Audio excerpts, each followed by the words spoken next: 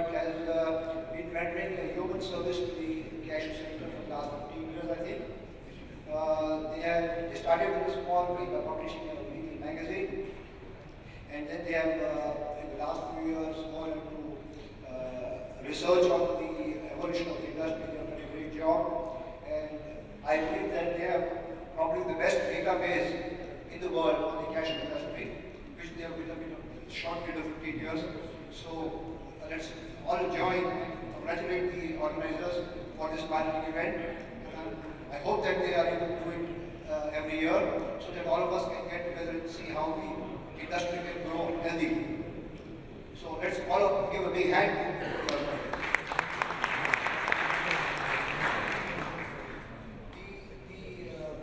The subject for the panel discussion today is how do we sustain the growth momentum in the cashew sector. Now, being an old man, before I look at the future, I would like to look at the past, what has happened in the last 15-20 years.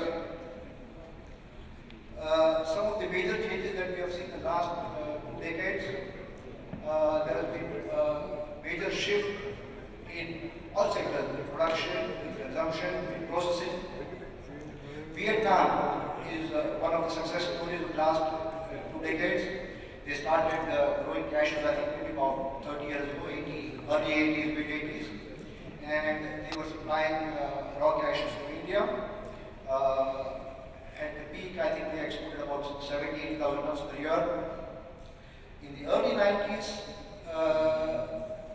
they came into India and looked at the processing facilities, etc., and they started processing.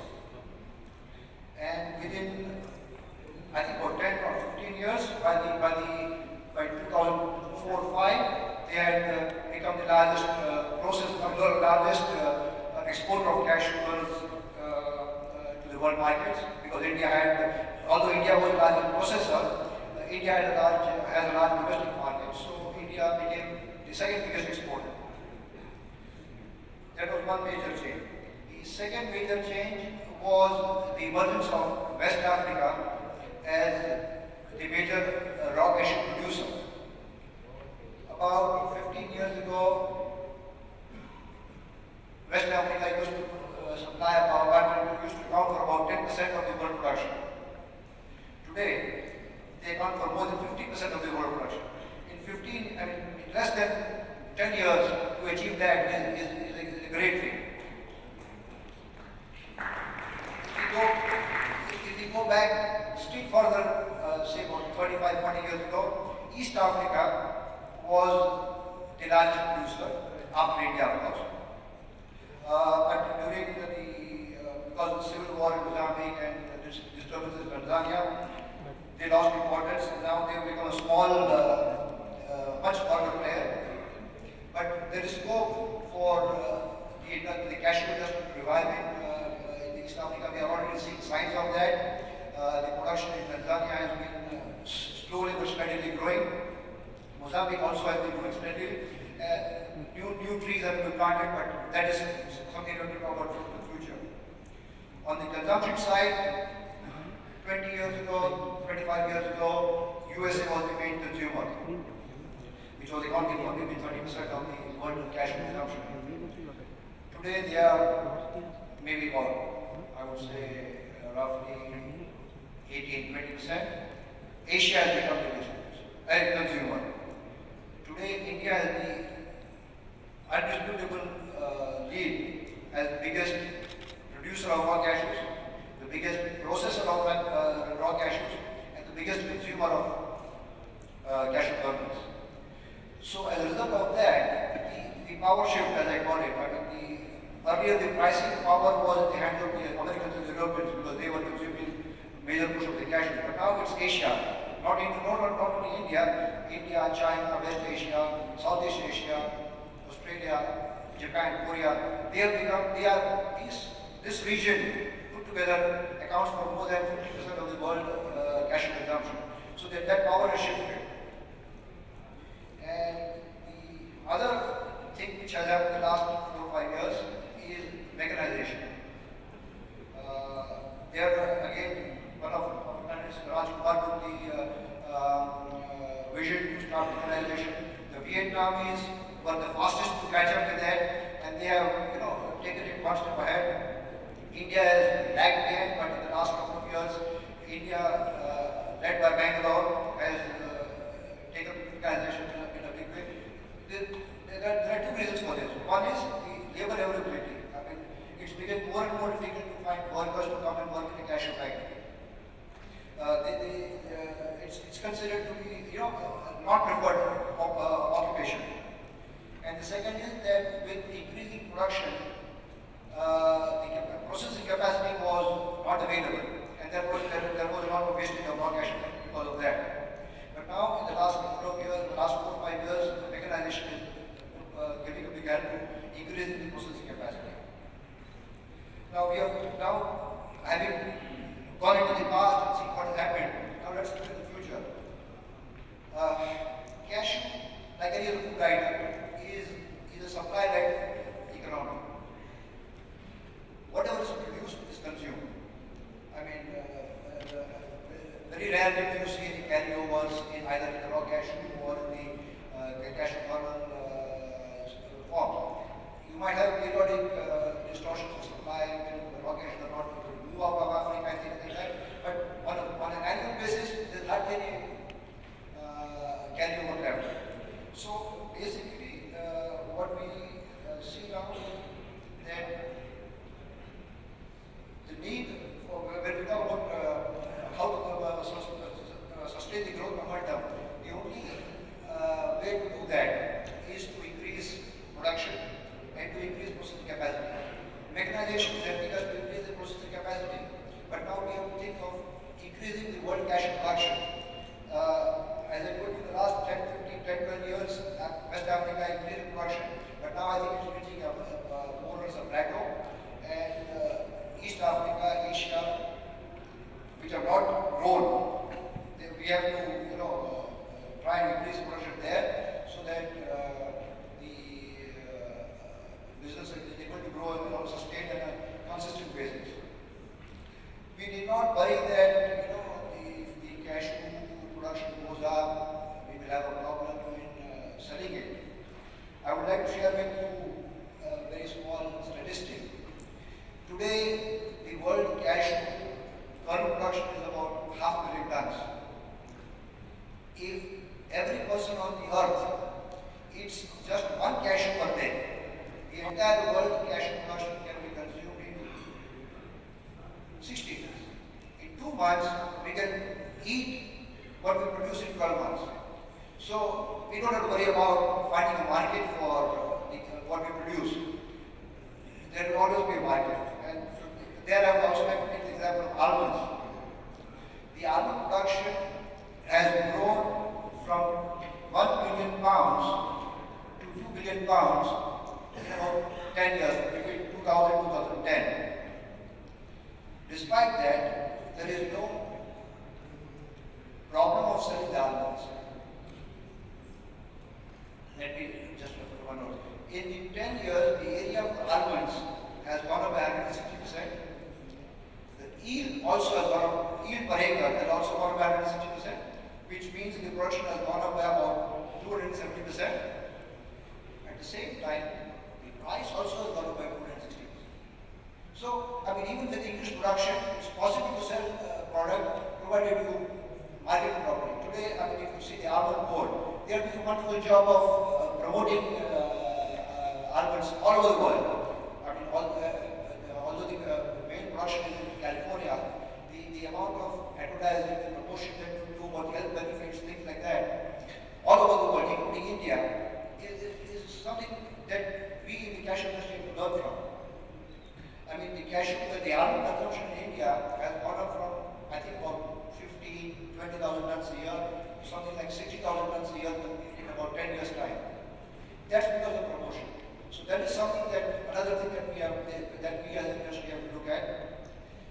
3 things. Number 1, increasing capacity, which we are already doing by mechanization, increasing world production, and doing promotion on a global scale. I know it's difficult because the nature of the industry is fragmented, as Srivastava rightly said, it's grown in 20 countries, processed in 12 countries, and exported to 180 countries. So, doing a generic promotion for cashew marbles or walnuts which are grown in a couple of countries. But this is something that we as an industry need to take as a challenge, and I'm sure that if you do that, the sustainable growth is definitely possible. With this word, I will now invite the next panelists to share their views, and then we can have a question and answer. Yeah, I've been asked to present about the Indian market for cashews. So I made a few slides just to tell you that we normally start off, we Indians start off by saying that we are like 1.3 billion people, and that's actually very qualitative. I mean, it doesn't mean that all of us eat cashews. So and it is not that the consumption, anything which is produced and can be eaten at whatever the price, etc. So what I've done here is, as has been mentioned before, India is the biggest producer of raw cashews. So we have about 680,000 metric tons of raw cashews which we produce. We process about 1.6 million tons of raw cashews. This is what is processed last year. I know this is a total of the Indian production plus the import into India. And this is the number which, which of consumption which I was able to, arrive at. Now the reason for, for the growing consumption is many, but let me just go into it. Now, cashews are used as a traditional food in India. It's used in gravy, sweets, ingredients, snacks, and it's not just rich people who use cashews. It goes into even cheap food and street food, etc. It has been difficult to estimate usage trends. I don't think anybody. I haven't seen any published reports on this, so I just tried to make something. Now, the reason why Indian consumption is actually, increased, we sort of caught up with America about 15 years ago. About 2000, 2001 is probably when Indian consumption reached the 120,000 tons, which was what America was consuming. And since then, we've grown to almost double of US consumption. And the reason for this is, what they call a demographic dividend. That is, Indian population is growing. And the growth in the population also is causing the largest number of young people. So we have a large number of people at the age group which actually can consume. And the income levels are also growing. India has reached an inflection point where the growth in the economy is fast and the middle class is growing. So this is something which I put together. What I've done is I've taken the Indian local raw cashew production, and this is the numbers from the government of India. There's some disputes here. Some people say that I also am not very sure whether this numbers the accurateness of accuracy of the Indian DCCD's numbers.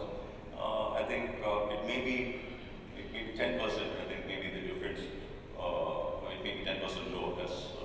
That's probably it. But overall, it will give you an idea about what the crop is. And we have the import of raw cashews, and this is a clear number because India doesn't have any duties on the import of raw cashews. So the numbers, I don't think there's any misrepresentation on import of raw cashews into India. And we also had some cashew kernel import to India over the last 4 years. Those numbers are also there.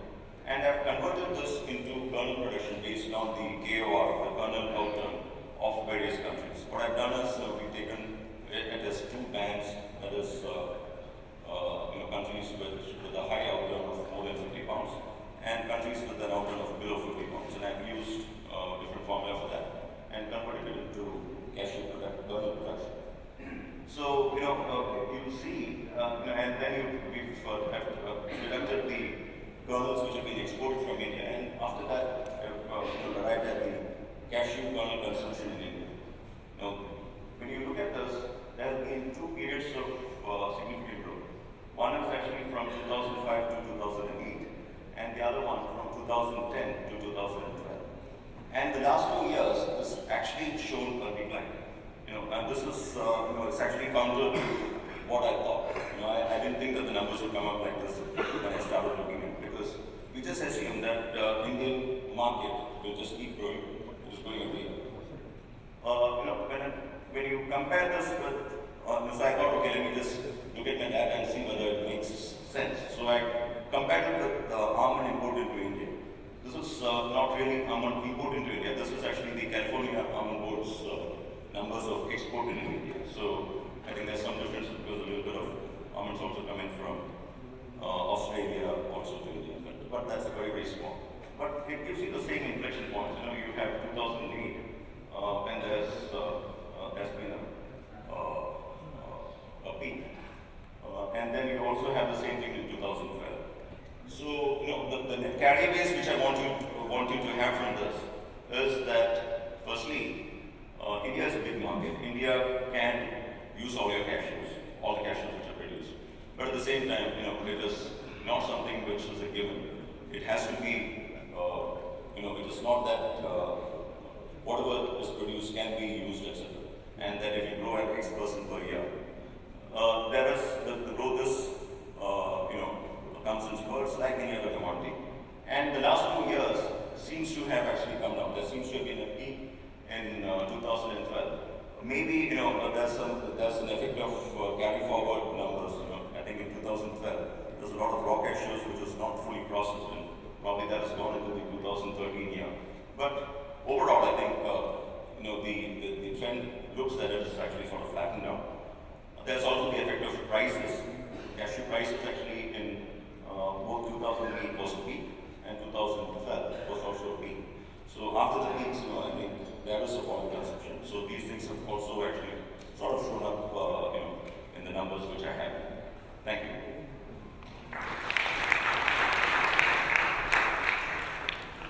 Good morning.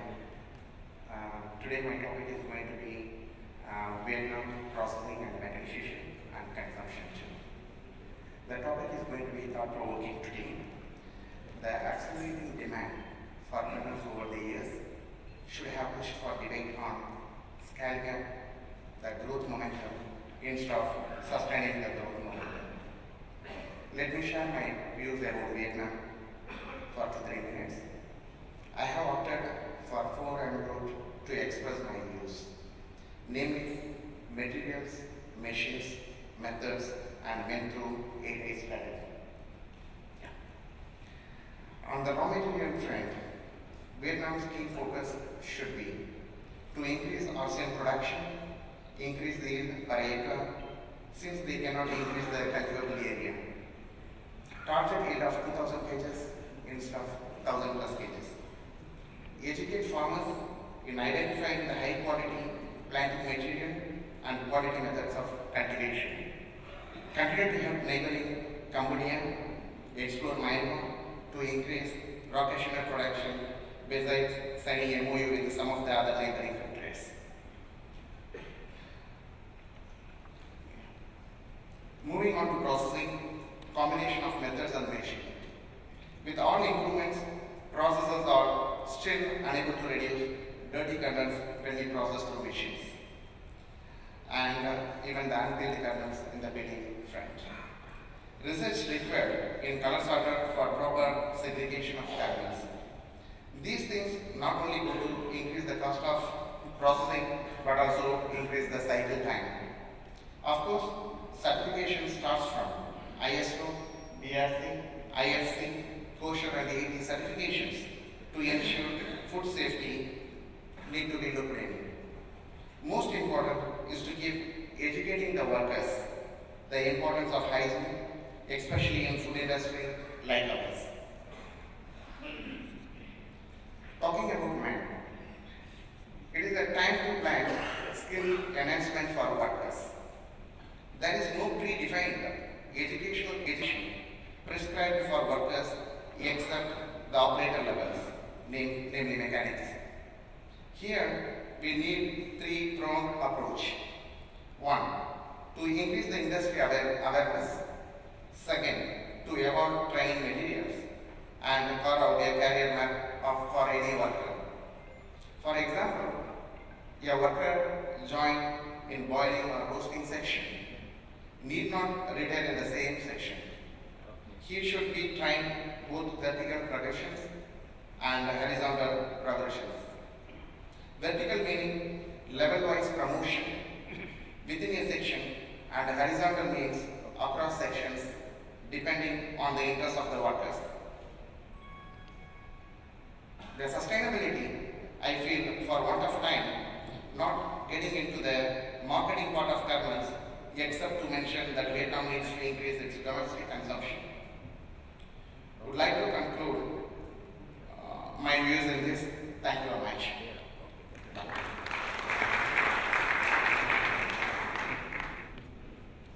Morning, everybody.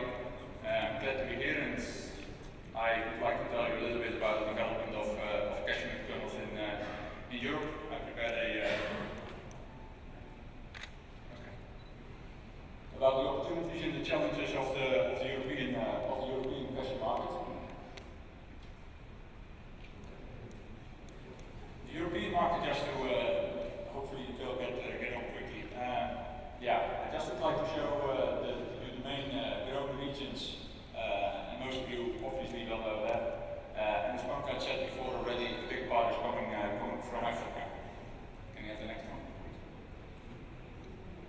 Here we see the world nut and dried fruits map, which is developed by the INC. And then you see the brown arrows are the movement of the raw cashews from Africa, mainly into India and Vietnam. And you see the purple arrows, which are mainly coming from India and Vietnam, going all around the world, which is the movement of cashews. And then you see that cashews is still a big part. But the red one, for example, which is also a big one, is almonds from the US into Europe. Can you have the next one? The challenges or the remarks I would like to make with regards to the cashews in Europe. What opportunities, what challenges do we have there? Cashews is still the cheapest tree nut on the block. I mean, when we compare it with almonds, with macadamias, with walnuts, with pecans, with hazelnuts, I mean, all tree nuts are relatively expensive in comparison with tree nuts. The stable prices we have experienced over the past couple of years are giving a good and healthy growth to the cashew demand. It's triggering the interest of packers as well as of industries, because they can count on it, and they will not experience big differences in prices which we're seeing on the other tree nuts. In Europe overall, we see a 3 to 4% growth, which is mainly by Germany. Where Southern Europe, like Spain, Greece, Italy, are more or less stable. And the big challenge for Europe the coming season, the coming year, is the exchange rate.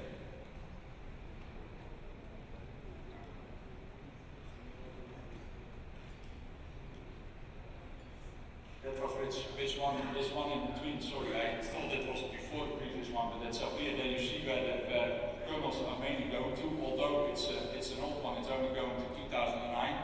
You briefly see where kernels are going to, where we have a growth mainly in demand in India and China. And in Europe it mainly goes to England, to Holland and to Germany, where we have to admit that we are very proud to be one of the bigger importers into Europe, as being Holland, but a big part of that is re-exported into other countries in Europe. The exchange rate I was just mentioning about. As you can see, the exchange rate last year has been on average in the region between 135 up to 140, but at the end of the year the euro weakened significantly, and at the moment we are between 113 and 115. That means that we have an import price which in euros, which is at least 10 to 15% higher, and this might create problems at a later stage. So we, as packers and importers into Europe, we need to have cheaper dollar prices to still get our customers to buy our products, as they otherwise might choose to take other snack items. I just make an example. I took a package from a supermarket, which I was paying for €2.19 for the bag, but when I would have to buy it with the current exchange rate, it would be 252. And me being a consumer to pay 20 cents more for a packet, that's quite a bit. That is what I had to tell about Europe. If you have any questions, feel free to ask them.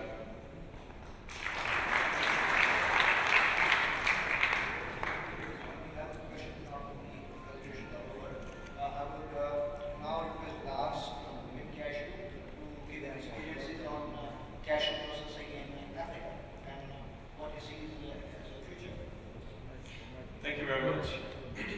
I'll just be speaking freely to you. My perspective is from a single processor in a single African country. And as our esteemed moderator has very well described, most cashew now is coming from Africa and more from West Africa. The supply base has increased about the past couple of decades, and I think it will continue to do so. Processing has been slower to move to Africa, and that's also going to take some time, in my opinion, to mature and develop and to impact the global kernel market significantly. However, I think it is going to be the future. When that will happen is so you need a crystal ball to see that, but the path is there. I think the word sustainability needs to come into the picture in looking at the cashew market and the cashew production in Africa, as well as innovation and productivity and efficiency. We are far behind Asia in innovation, productivity, and efficiency. We have to get there. Our esteemed moderator, he also mentioned, made comparisons to the almond industry and the almond production in California. I also grow avocados in California, and we also have a similar major positive experience with the California Avocado Commission. Production has, or actually consumption in the States has tripled in the past 15 years. And this is with Mexico coming into the US market, and prices are just as good now as they were back then when it was a California only supply base. If you look at California, for both almond and avocado, productivity, as Mr. Rajkumar also outlined, productivity per acre, yield per acre, has significantly increased through innovation, research, development of the best tree stocks and farming methods. This needs to happen in Africa as well. Farmers need to have better incomes, they need to be better educated in producing the best quality crops, which we all need in our processing factories. We need to have better returns for the farmers. The supply base, can you hear me okay? Supply base needs to increase. Demand is going to increase for kernels worldwide. I think we can be quite optimistic about the future about that. So to create this sustainability and a more comfortable operating environment for all the processors, innovation, productivity, and efficiency needs to come into the African picture. And the support to do that will also come through policy, constructive policy in many of the African governments will really help promote the development of African processing, which everybody believes is the future. If you have any questions, I'll be happy to discuss further with you. Thank you very much for your time. Thank you, Lars. Now, we have had excellent presentations from all the panelists. Now, if anybody has any questions, the mic is available for any of the panelists on any of the topics discussed, or even on topics which have not been discussed and which you think need highlighting.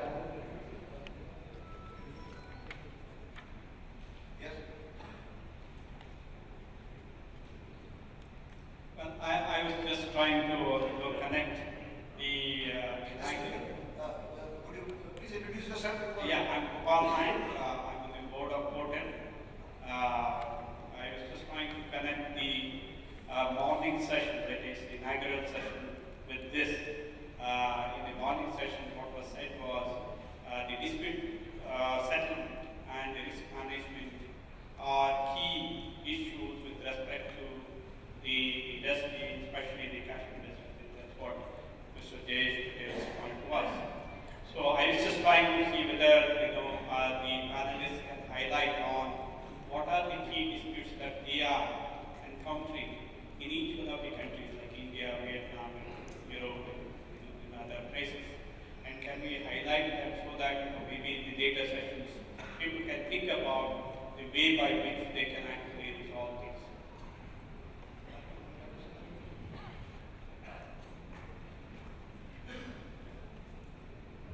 Okay, I think when you talk of cashews, I mean, there's two separate industries, two separate trade cycles. One is the raw cashew cycle, and the other one is the cashew kernel cycle.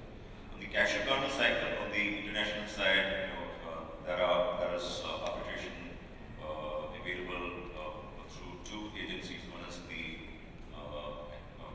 AFI, or of the AFI is here actually. AFI is the American food industry. So they do international arbitration. And the other one is actually CENTA, which is the Central Edible and Trade Association based out of the UK.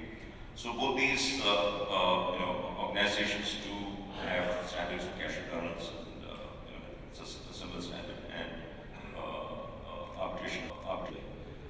They had, if I remember right, there has also been some arbitration on raw cashew business which has been undertaken by both these organizations.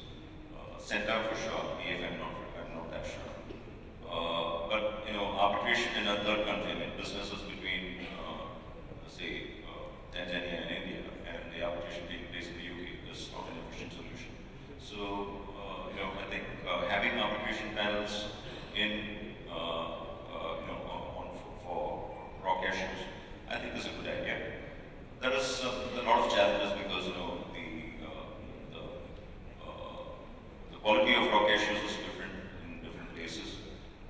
The yield, being a raw material, I think the yield actually can change in transit, and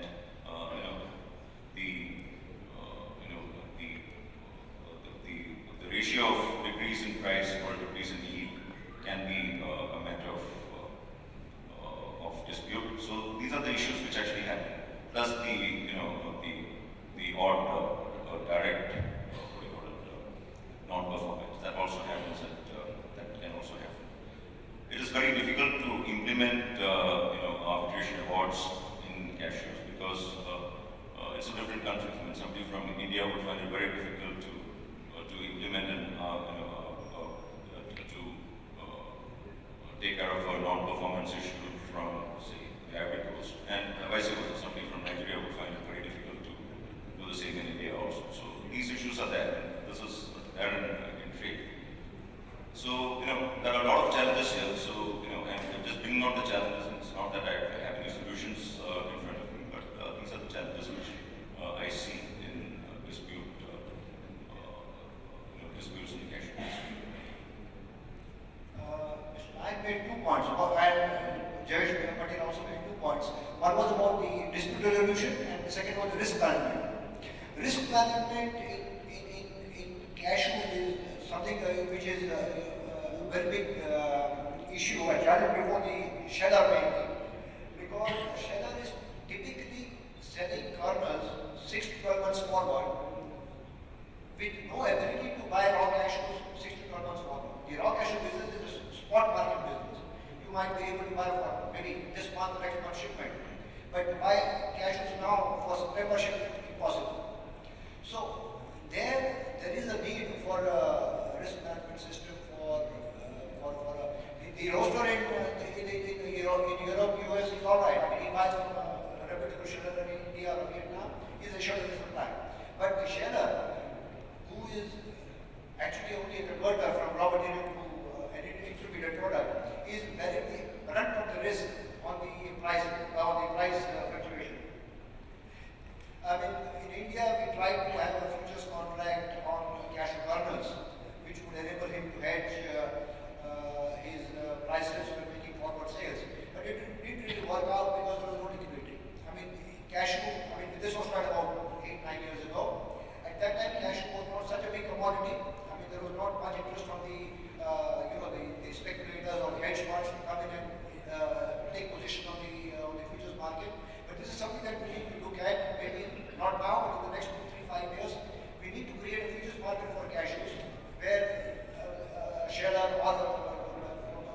buyer is able to get his risk on price movements. That is something that we should definitely should look at. Anybody else wants to add something?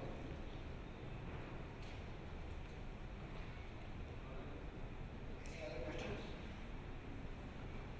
Yes.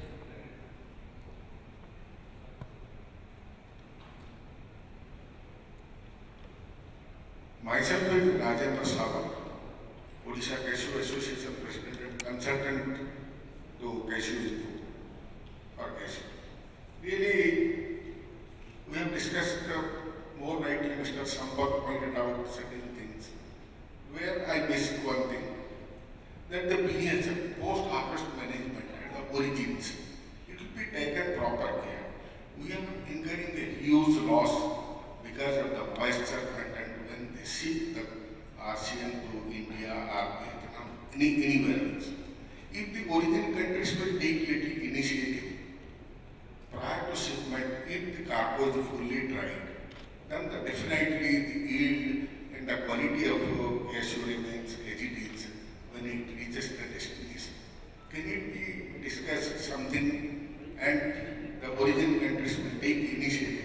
The post-harvest management can be taken care of. Second point, the most rightly pointed out Mr. Sampath, if our cashew people together can do something for the cashew consumption because of its health point of view, because most of the people, even some doctors in India say that cashews, don't take cashew, you will create heart problem. It's full of cholesterol. Though it is having, it's a zero cholesterol. So there are so many things to address so that this cashew industry can have better market in the future. Thank you so much.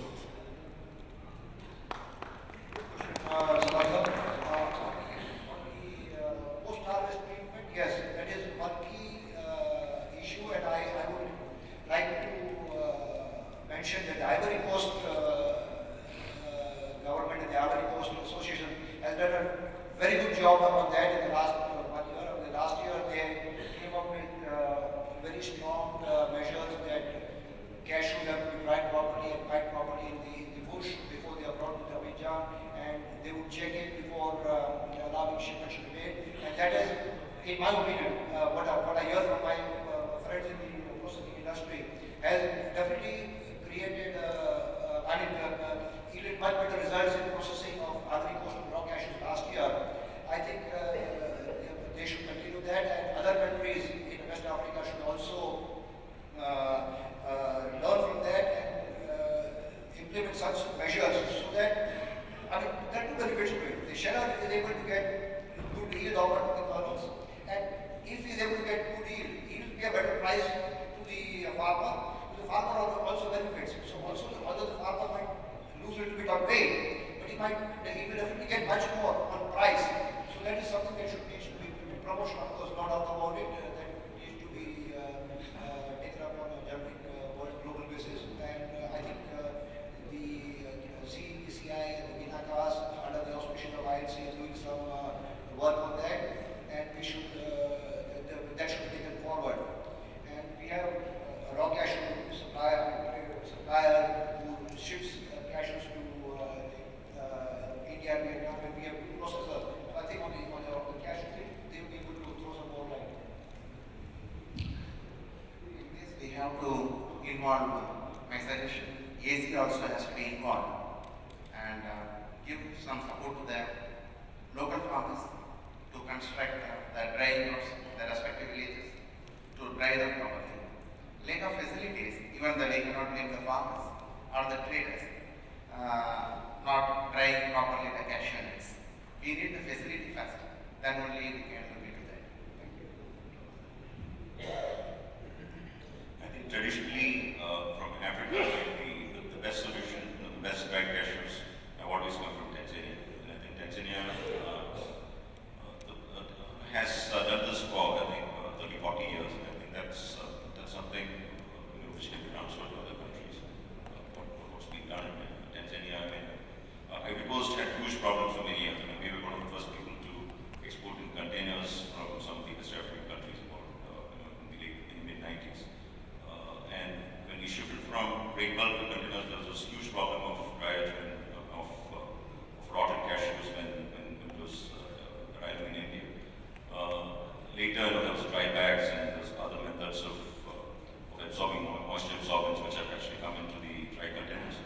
same time, that's not the solution. That's it. It's today, I think in Tuticorin, there are drying yards. A lot of us have used drying yards, and we retry the raw cashews which come into India soon after it lands before we take it to our facilities. So, that's a cost to it. On one side, anybody would like to sell water at the price of cashews. We also would like to sell, cashew kernels with 8% moisture if it's possible. But, the buyer doesn't want to pay the price of cashews for the price for water. So that's a problem here, and I think it is good if it can be addressed. Drying yards, upcountry, and maybe some. It is a developmental necessity, and if it can be done in many African countries, I think it would really help the farm. Thank you. I've not much to add to the previous comments. I think it also has to do with cash flow. The farmers, I think one point is to make the farmers aware that we need the product well dried.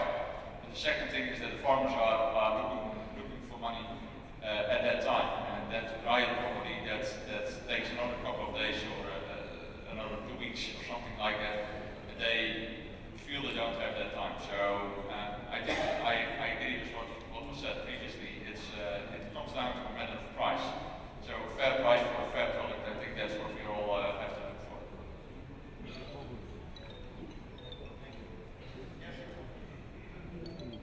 No, this point is very important, and it's actually getting back to fundamentals and the basics, which still linger in the cashew industry. So, other than sustainability, professionalization of the African industry is very important. Policy is going to help drive this. What you described in Ivory Coast is very positive.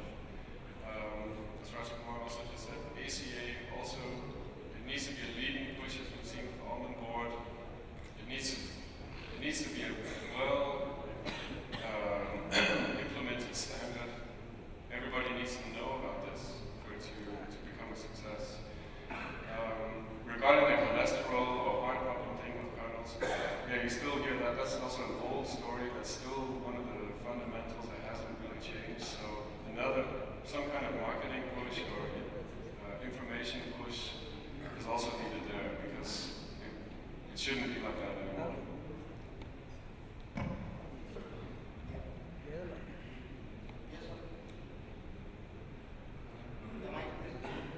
My name is Ram from Gambia. My question is directed at Lars. Processing in Africa, Lars, we'd like to know what the 3 or 4 or 5 most serious constraints you face while processing in Africa. You could pass the question on to Rajkumar after you've answered processing in Africa. What are the biggest constraints you have? What do you consider to be the issues that affect you most while processing in Africa?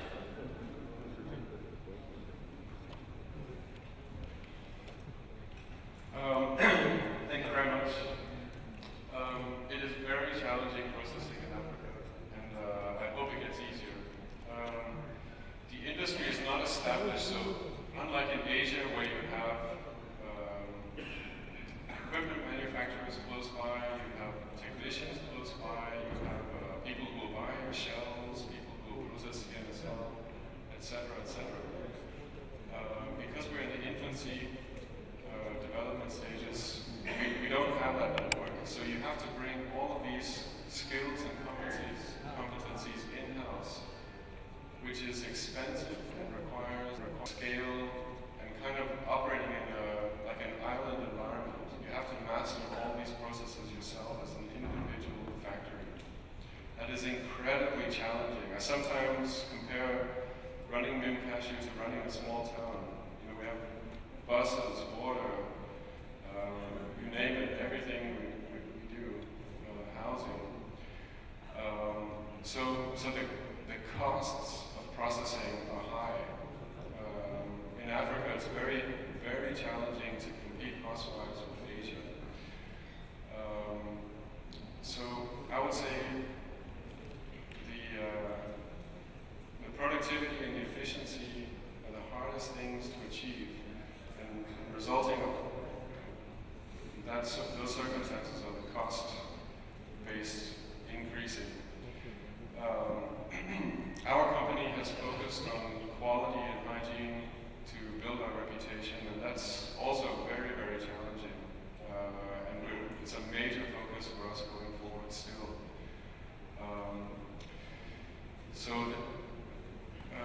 That, and then the infrastructure, the policy, the enabling environment are the biggest challenges to cashew processing in Africa. The fundamentals are there, the raw material is there, the markets are there, but completing the stages in between, the business model is there, it's just realizing it is incredibly challenging. Thank you. Thank you. My name is Roger Brew. I'm the Managing Director of the African Cashew Alliance. I'd like to make a contribution. First of all, on the ACA's role to try and help improve production in terms of quality at the farmers level. Yes, I think this is one of the role of ACA. And we have been involved in helping farmers to get training on harvest and post-harvest. We've started that program in Nigeria. We are going to expand that in Benin Republic and in Ivory Coast in 2015. However, I'd like to also point a couple of things.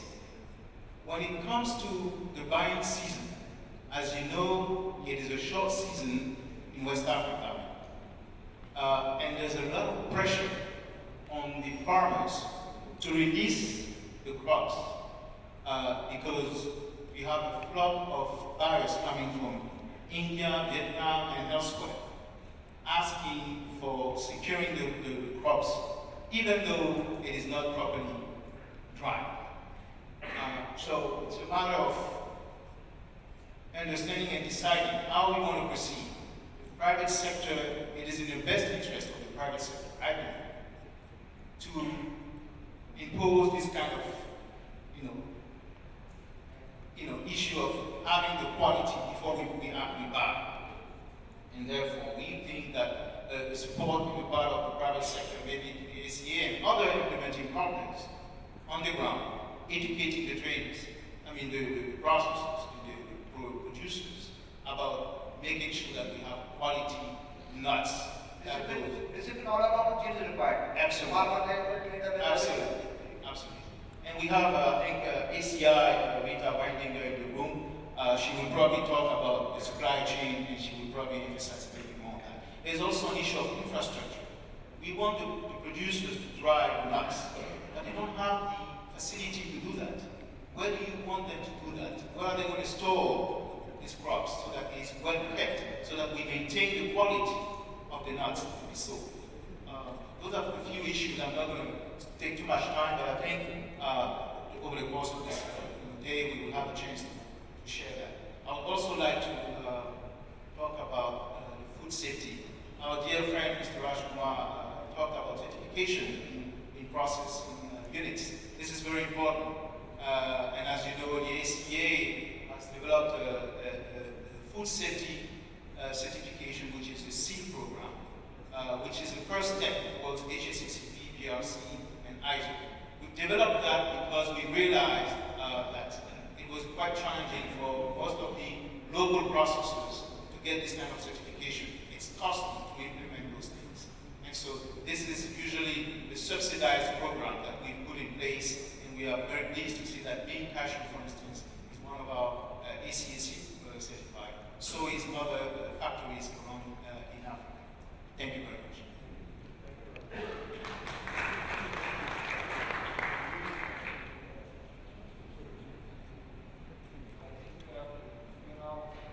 Running out of time, but if there are any last questions?